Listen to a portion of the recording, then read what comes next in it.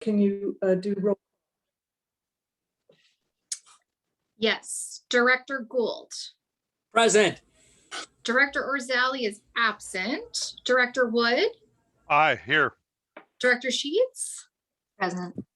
Director Jones. Here. Director White. Here. Director Clark. Present. Director Sailors. Here. And Director Kelly is absent. At this time, we can do the pledge to the flag if Art can bring that up on the screen.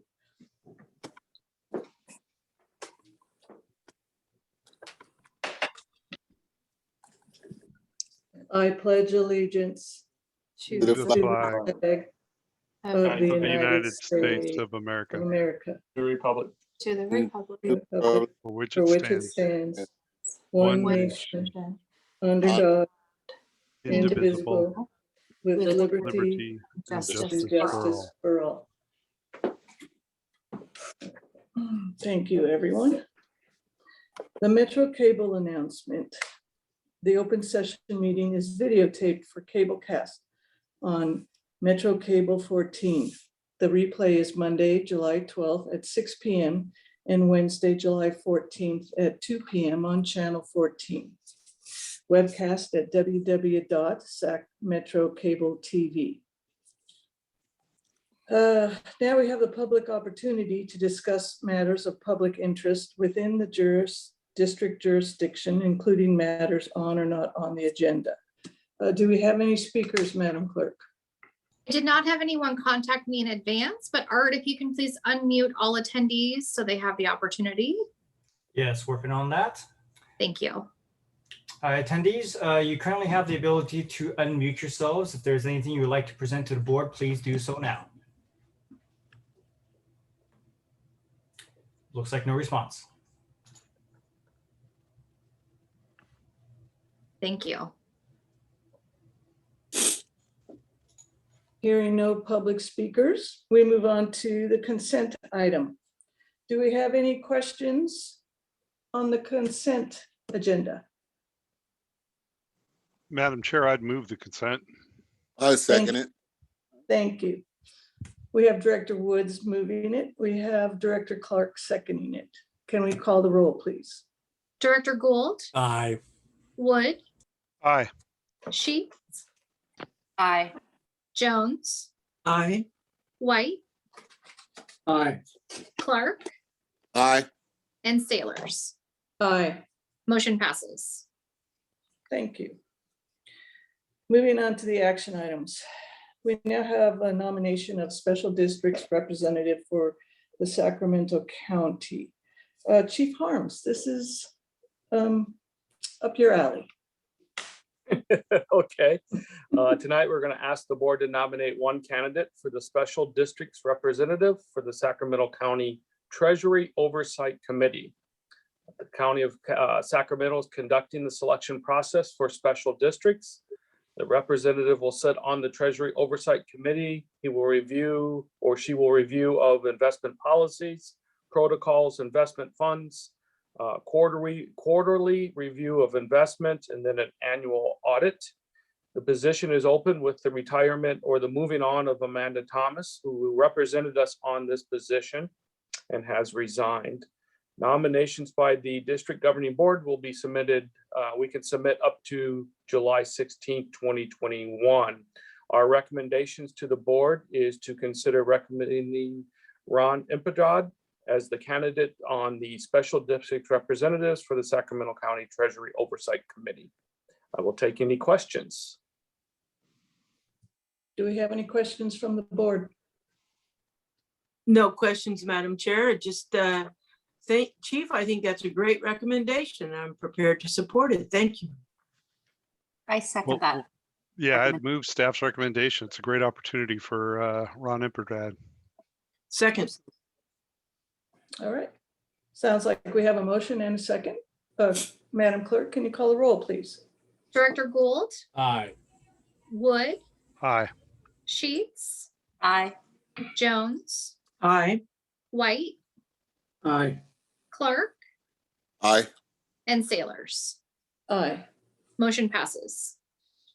Thank you. Moving on to reports. President's report, we have none. Thank you. Now we move on to the fire chief's report. Good evening again, directors and president tonight, sailors. I'm going to break tonight's report into 3 parts. I'm going to give just a little bit on mine, but then I'm going to turn it over to Chief Wagaman, who's going to talk about the 4th of July and CRRD, and then give Chief Mitchell an opportunity to follow up after that with the operation side of it. For us on recruitment, we have an SRP EMT and the SRP paramedic recruitments are both open right now. We, till the end of, I think it's next week, we still have an open recruitment for the lateral EMT and paramedic firefighter positions. And we also have a business applications analyst position that is open.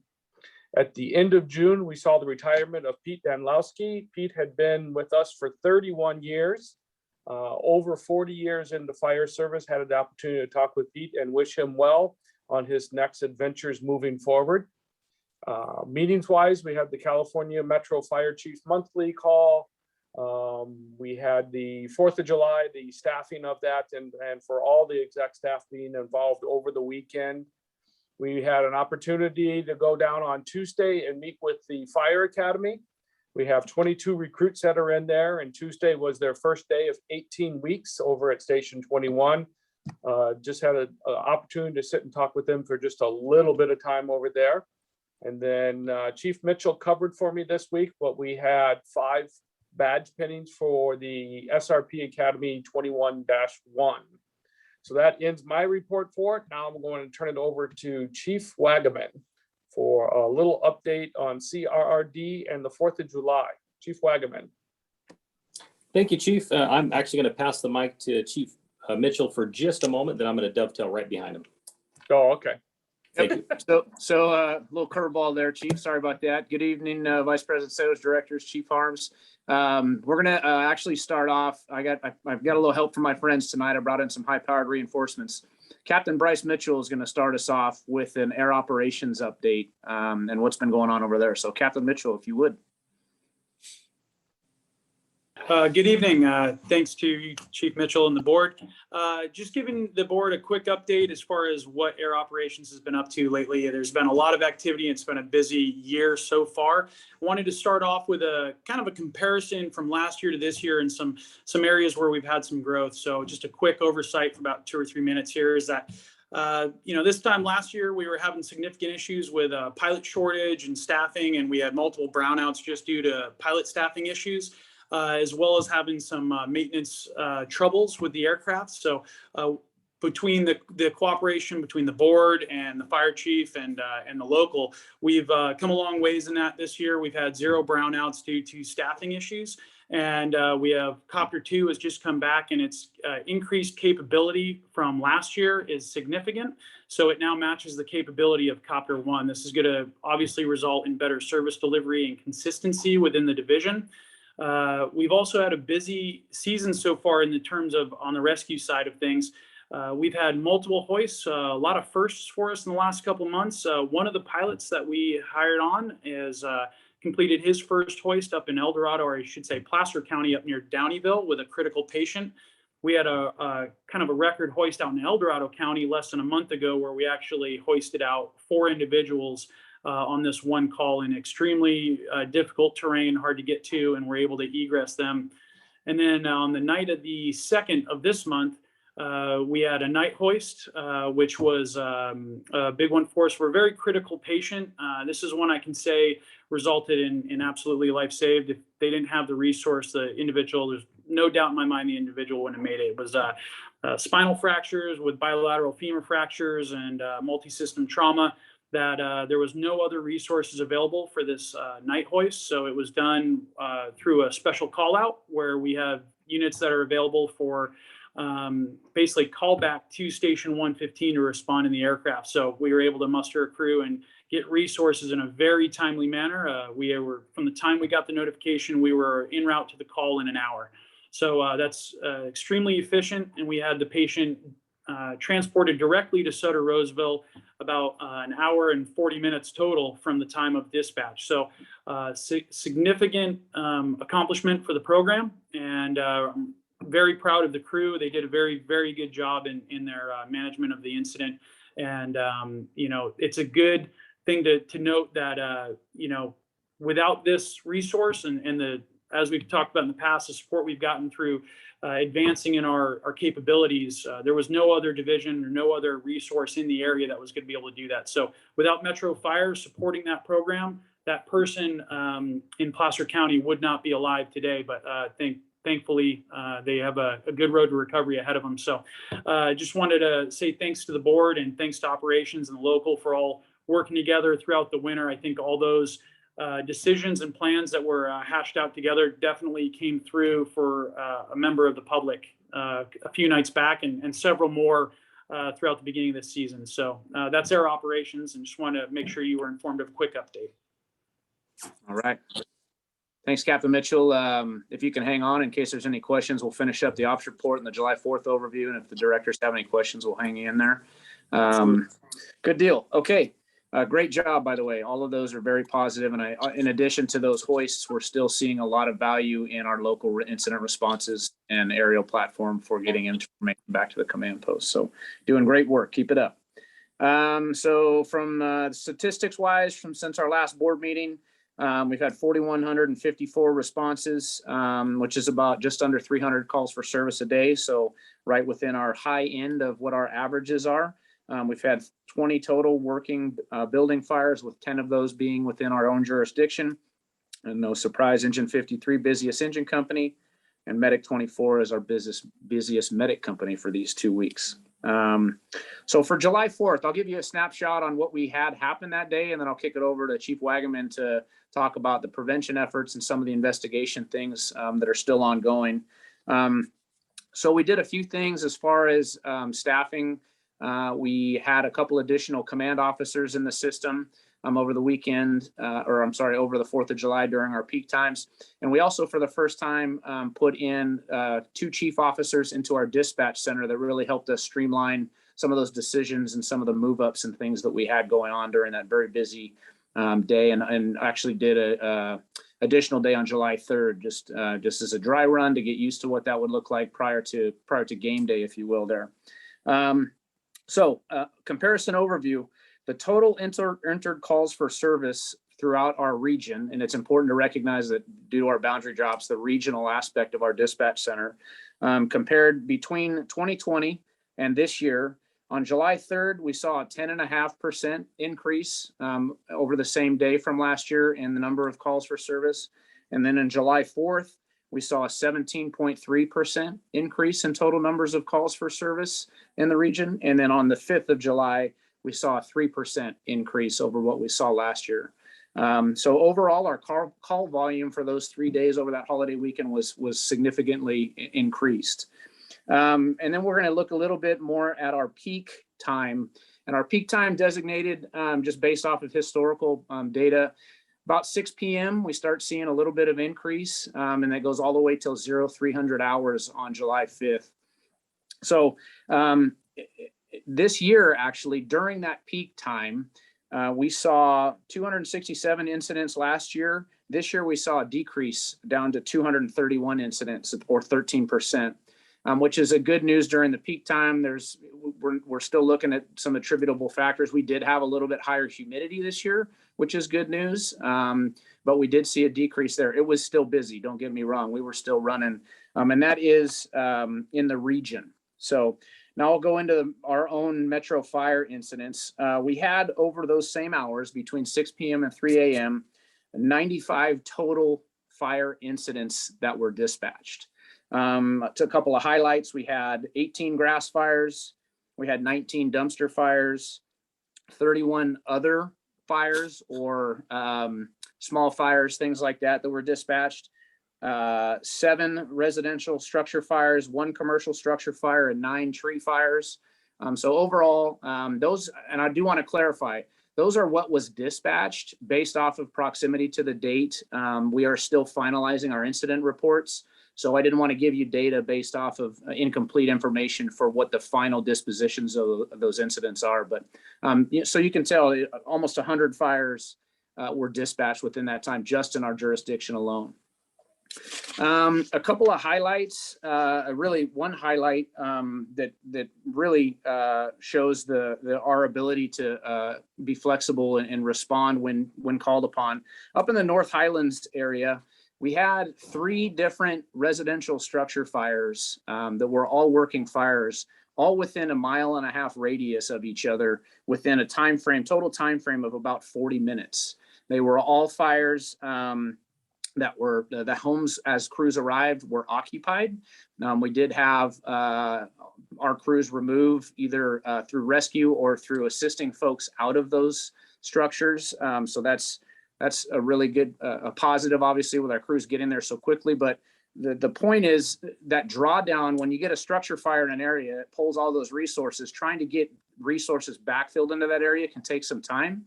And with it being such a compression with that 40-minute time frame, our crews and incident commanders did a great job of recognizing the proximity to the new incidents, getting resources to the next incident, getting set up, starting to mitigate that fire. And then the third one came in and we did the same thing. So I don't want to, those causes are still under investigation for what they came from, but it was a very good highlight for our ability in our system to be able to flex and respond to when called upon. And then one additional, it was before the holiday weekend on July 2nd, we had a fire off Laval where we did have an additional victim rescue that occurred on a house fire due to somebody that was wheelchair bound. And that person, I'm happy to report, although needed to be rescued, is doing well, and it looks like they will be making a good recovery and being discharged from the hospital in the coming days. So great news there. And with that, I will turn it over to Chief Wagaman to talk about fire prevention, investigations, and some of the things that are still ongoing. So Chief Wagaman. Thank you, Chief Mitchell, and good evening, directors. Chief Wagaman, Deputy Chief of Support Services. As Chief Mitchell alluded to, a significant increase in calls. We knew this was going to happen. In order to combat this, we had to put together a really solid plan on the CRD side of the house to ensure that we were able to investigate and ensure that we have a good origin on all of these fire types, really to help push plans in the future and do our best to keep the community safe in a very volatile time period. So working with Lisa Barsdale and Krishana Fields over there, put together a really good plan this year to help combat that. We knew we were going to have a lot of fires and we knew we would have a lot of illegal fireworks activity. So the first thing that they did is they instituted a new training program for our fire inspectors. They trained them all in origin and cause, with the goal to help relieve some of the stress on our fire investigators on July 3rd and 4th, so they could be solely focused on illegal fireworks enforcement. And that's exactly what we did this year. That, coupled with them doing a fantastic job just on our fireworks stand inspections, had over 159 fireworks stands that all had to be inspected within a very short time frame before they opened up for business on June 28th. We also had public displays back on the deck this year. I know last year we had to cancel that due to COVID. So we had 4 really good displays. I'm happy to report there were no issues with those displays, and our inspectors did a fantastic job with inspecting and rendering safe all of those display sites. Additionally, we instituted a pilot program for our fire investigators. So that added an additional investigator to our team this year. So with that, we deployed 4 fire investigators. We worked in conjunction with the Citrus Heights Police Department, the Rancho Cordova Police Department, and CAL FIRE, really to take head on some of our challenges with illegal fireworks. We also had, like I mentioned, 2 inspectors assigned to public displays, and the 10 trained inspectors really focus on just origin and cause of fire. They're running from call to call to call to get as much information as possible and determine the cause of each one of those fires, again, freeing up our arson investigators. Now the impact. So during this time frame, we received over 363 illegal fireworks complaints. Of those, our investigators were able to contact folks illegally using fireworks 94 different times.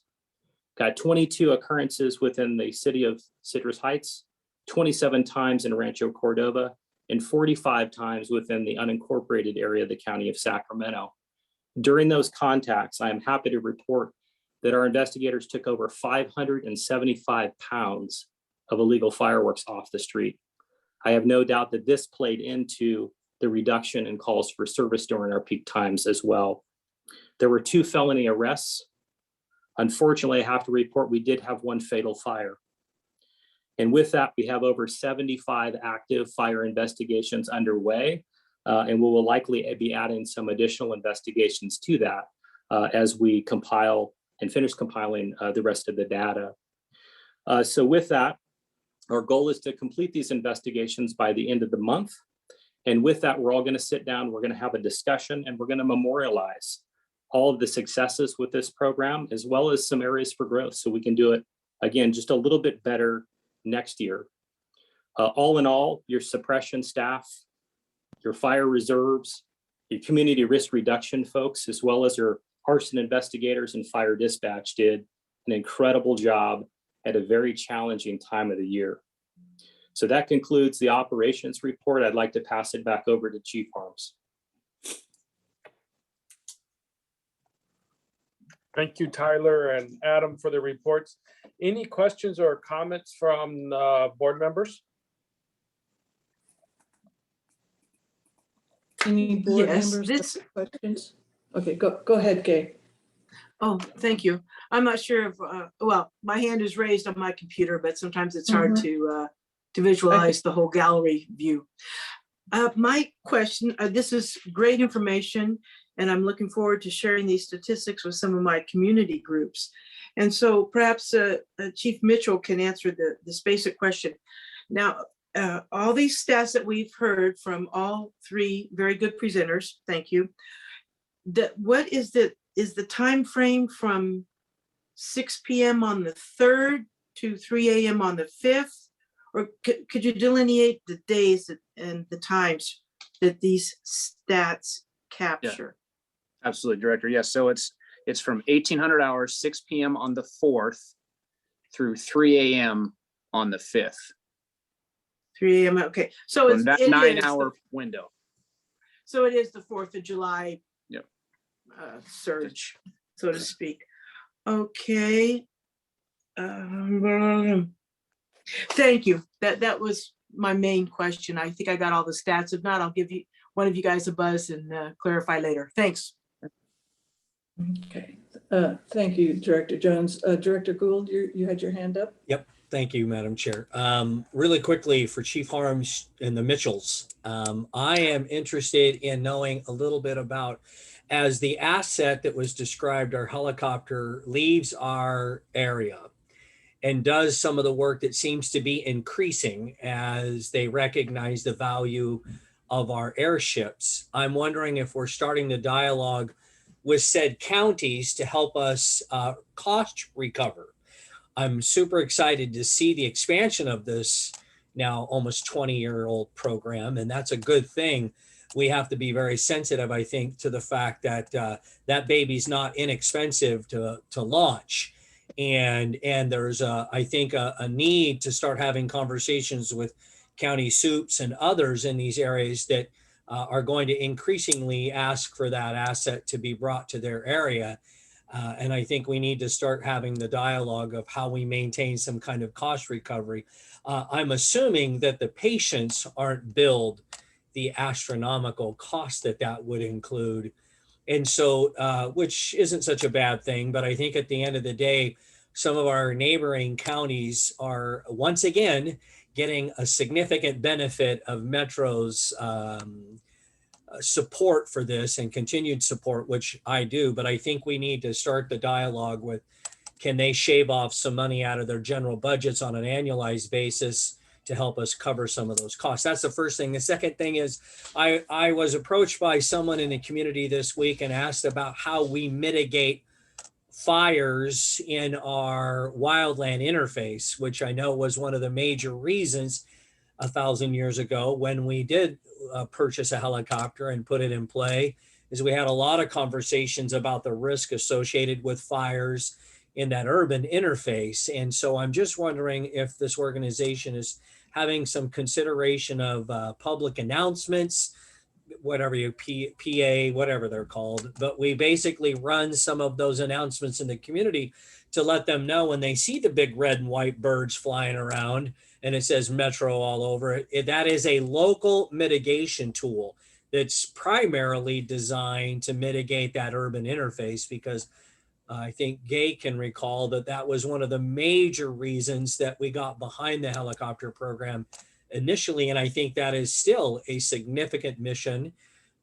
Captain Mitchell, correct me if I'm wrong, but I think that is a significant reason it still sits at 115, is so that when that part of our first in area goes up, that we have a tool that's second to none. So I've been long-winded, I apologize, but those are two of my thoughts. Thank you, Madam Chair. And if there's an answer, I'd be interested in hearing it. So Director Gould, I'll start, and then I'll look at Chief Harms has some more detail to provide. I will say that we do have some local contracts for the helicopter already in place. The relationships that the air operations folks have built within the region to make them aware of the resource has been very positive, and you'll see that increase because now folks know that it is an asset that is available out there. And when the calls for service come in, we do a risk analysis and an overview of what incidents are currently occurring, the time of day, what the risk is here, and then always we weigh into what the life threat is, like Captain Mitchell had mentioned regarding the critical patient. All of that information is weighed into whether we give that approval for that mission. And I don't want to take away from the fact that our vast majority of the incidents that the aircraft is flying on are local incidents within that our county jurisdiction and our Metro Fires area for the wildland incidents and water rescues and things like that. I hesitate a little bit. I can't think of a time when we had a copter call that it wasn't available. And I think it's because of some of those factors that we have in place. As far as reimbursement, there hasn't been any initial talks to this point outside of our local agreements that we already have in place, but something maybe we can look into, and I'll pass it over to Chief Harms if there's more information to pass on there. Chief Mitchell said it very well, is that we are now being asked to go outside of our region. Bryce was talking about a call that the other agencies had said that they could not do it. And now I think you bring it up, is that we have an asset that can go, and now we need to be able to take that and start talking to El Dorado County, to the fire agencies that are there, talking to Placer County and to the region, because we are one of the only ones in the area. And I mean, Bryce was very, very humble as he went through, but the ability to have night vision goggles. And if you remember, we had gotten a portion of those off of a grant and been able to fund things off grant, which is great. But we paid for another portion, or the wireless comms between the rescuer and the helicopter. And so we need to do a better job as we move forward now, going, we'll come, but you need to help us support this. So I'm 100% in agreement with as we move forward. As you saw in the budget, we have this year half the expense to really upgrade the next helicopter. And if we look at and Bryce said it well, and we'll talk more about it here in a second, we've been able to start the plan 24 months ago, being able to get pilots, train pilots, put pilots into the system, whether it's Bryce as a member coming through it, or it is part-time people to eliminate some of those challenges. So again, each one of those we should look at, and I agree 100% as far as how do we get additional funding to support the program. Chief, I have it on pretty good authority that home values have increased in some of our surrounding counties. So it's not as if these individuals don't have significant budget increases that have occurred. And I appreciate you guys thinking about that, because I'd love to see this thing continue for another 100 years. But we have to be realist in recognizing that we can't do it off the backs of our citizens that have local needs as well. So thank you very much for that. And congratulations, Captain Mitchell, on such a wonderful increase in that particular division and all the support that senior leadership gives. Thank you. Thank you, Director Gould.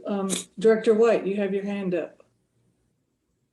Yeah, I wanted to first applaud the decision to up staff, especially with another investigator during the busy 4th of July weekend. I mean, 75 investigations is a pretty incredible number of, knowing the thoroughness that has to be taken there. A lot of work that needs to be done, and to get it done in a short time frame is very commendable. And I also wanted to commend Captain Mitchell and his team for the technical rescue under tough conditions, night operations.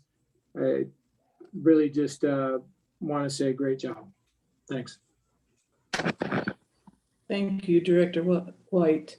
I would just like to put my 2 cents in for the helicopters because, as everyone knows, that's my favorite tool on the department. And just Sunday, I can attest that it is used very often out here in my district. Alberta is very much an WUI, as they call it, urban wildland interface.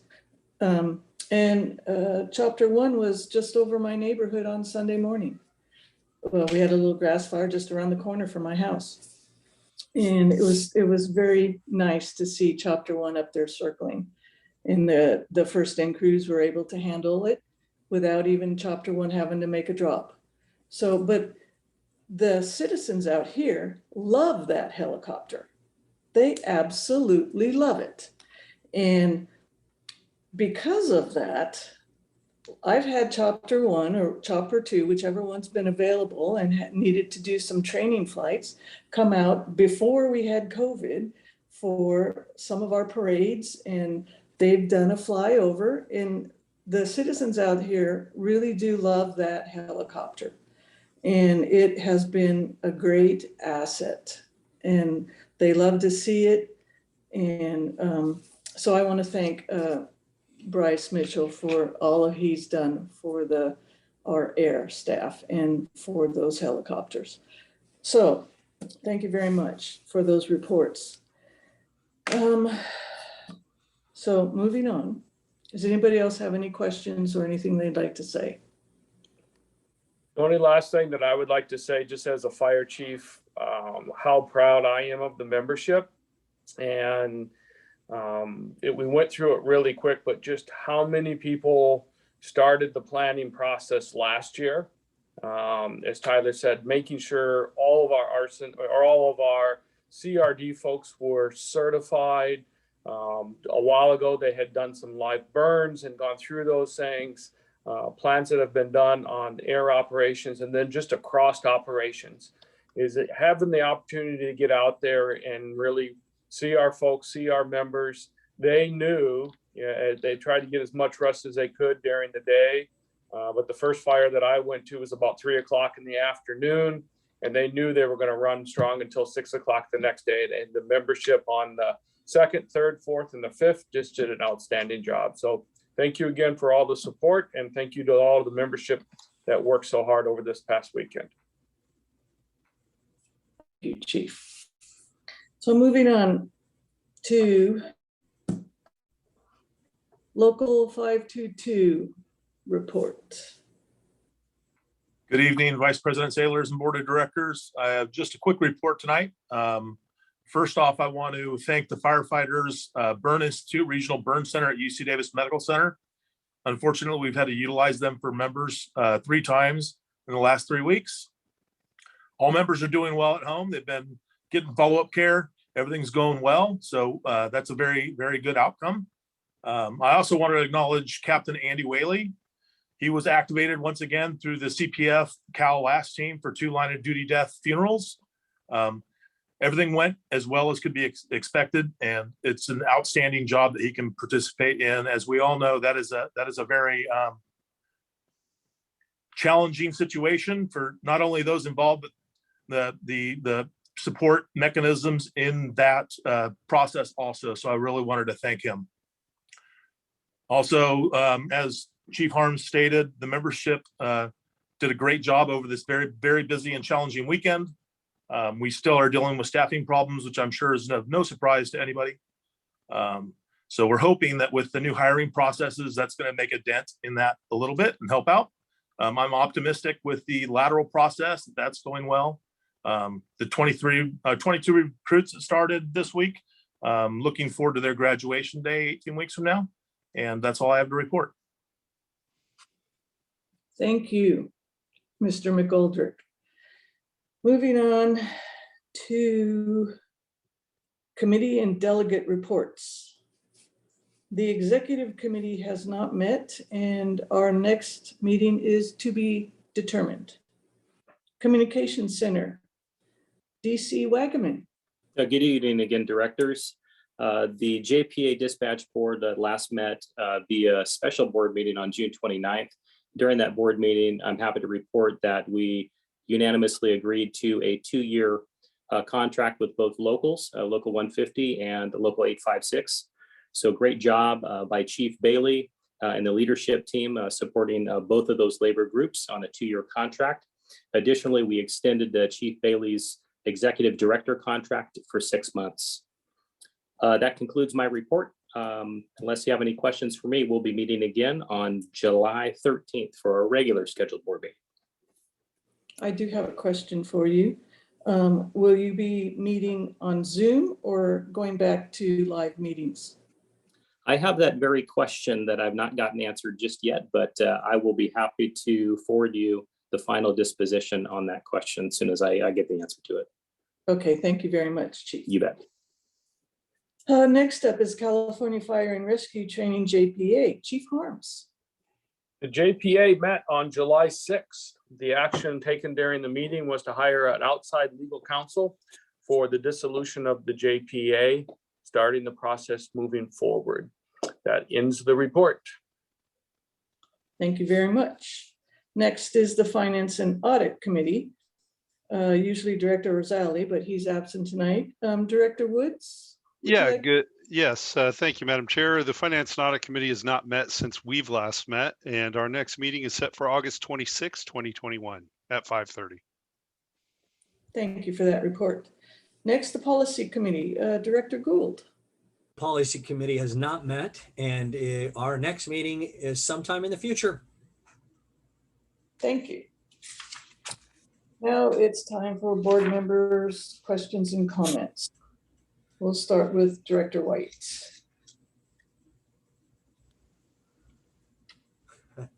I also just wanted to thank the Firefighter Burn Institute for always being tending to our firefighters and making sure that not just their medical needs, but their family support and their psychological needs are met as well.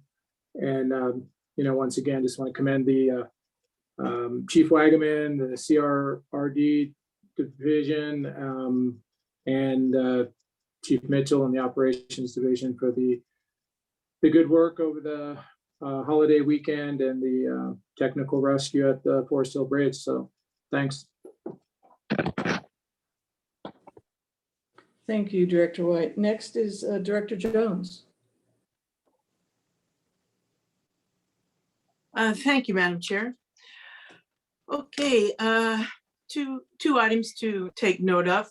Correct me if I'm wrong, Director Sailors. June 28th, members of Metro Fire met with senior staff and some directors in regards to moving forward on our diversity program. And I would like to thank senior staff as well as all the members of Metro Fire who participated in that workshop, exchange of ideas, listening session, whatever you want to call it. I thought it was very, very honest, very straightforward, and very professional in all the information that was exchanged. And I'm looking forward to moving ahead on a lot of the issues that were discussed there. So good luck to all of us, and we're going to be working on it. I appreciate everyone's efforts.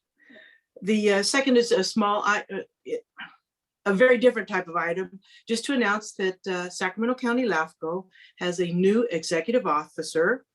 Our current one, Don Lockhart, has retired after years of service. I first met Don in the city 26 years ago. And so we have been in professional contact throughout these years. And now I want to congratulate him on his retirement and hope that everyone welcomes Jose Enriquez. Jose Enriquez comes to us from El Dorado County Executive Officer of LAFCO, and he will now be serving with Sacramento County LAFCO. A unanimous decision, we're all wholeheartedly behind him. And I think it will be good for all aspects of governance for our county. And if I think of anything else, I'll pipe back in. Thank you. Thank you, Director Jones. Next, Director Sheets. Hi, good evening. Thank you. I just want to wish our 3 members a speedy recovery. My whole heart goes out to them, my prayers for their family and for them. Thank you to all of our members who worked this incredible holiday weekend, and thank you for their service. And I also want to send thoughts and prayers to our members who were deployed yesterday, and hopefully we get a handle on these fires and they return safely soon. That's all. Thank you, Director Sheets. Director Wood. Thank you, Madam Chair. Like has been said, I just want to send well wishes out to all of our members that were injured, and very glad to hear that they are home now and recovering, and hopefully get back on their feet, back in the houses very soon. Also, thanks to Chief Mitchell, Captain Mitchell, also for the Air Ops update. Every life saved just shows that is a program that's worth keeping and pushing forward. With that, I'll have nothing further. Thanks. Thank you, Director Wood. Director Gould. Thank you, Madam Chair. Tonight, I'd like to call out the maintenance and fleet management folks who prepared all of the equipment that was necessary to run all of the calls that we've heard about tonight, all of the support staff that consistently come to work every day and support the men and women who are out in the front lines of the work that we do. I just want to make sure that they too get a shout out tonight for all of the hard work they do behind the scenes. The second thing is, Chief, I'd like to see if we could have a conversation as an organization as the country opens back up potentially. I know there's a little bit more federal work that's starting to take place, and I know that we've had some conversations about our work at the federal level, and it'd be nice to have just an update of where we're at with that team that we engaged and kind of where their vision is, so that we're there at the table as a participant versus the food item. So if we could just get an update on that, that'd be great.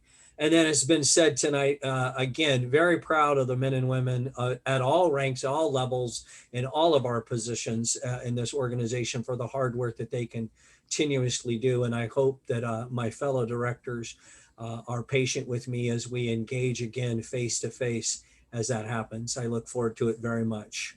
Thank you, Madam Chair. Thank you, Director Gould. Director Clark.